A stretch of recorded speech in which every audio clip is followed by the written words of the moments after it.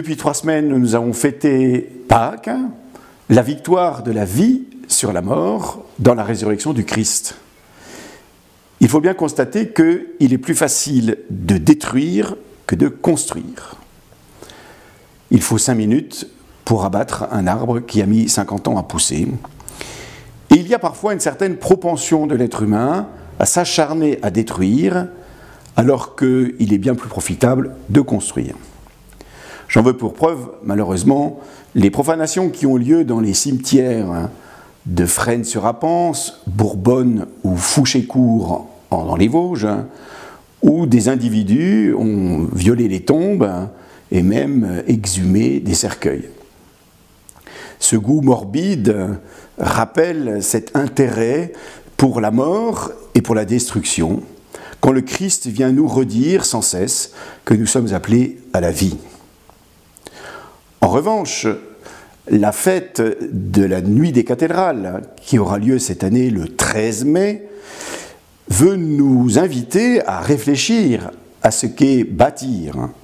Bâtir notamment une cathédrale. Nous avons eu au mois d'avril une conférence très intéressante à partir de la cathédrale de Créteil sur la comparaison entre les motifs qui ont pu amener nos contemporains à bâtir la cathédrale de Créteil et nos ancêtres à bâtir celle de Langres.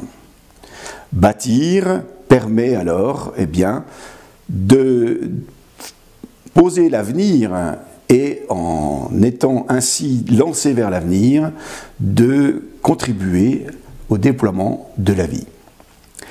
Nous voudrons aussi, pendant la grande fête diocésaine de la Pentecôte, exprimer fondamentalement ce désir de vie qui est le nôtre.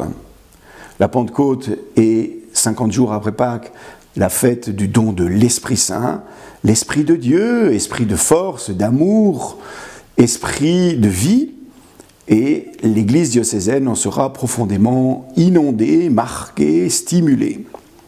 Au cours de cette grande fête, dont le thème reste celui de cette année, fiers du trésor que nous portons, nous aurons une chasse au trésor le matin et surtout l'après-midi, des confirmations d'adultes, une ordination presbytérale, celle d'Emmanuel Gilles, et une ordination diaconale, celle de Vincent Cardot. Temps fort pour notre Église diocésaine, au cours de laquelle nous manifesterons notre joie d'être pris dans l'élan de vie que donne le Christ par son esprit. À très bientôt.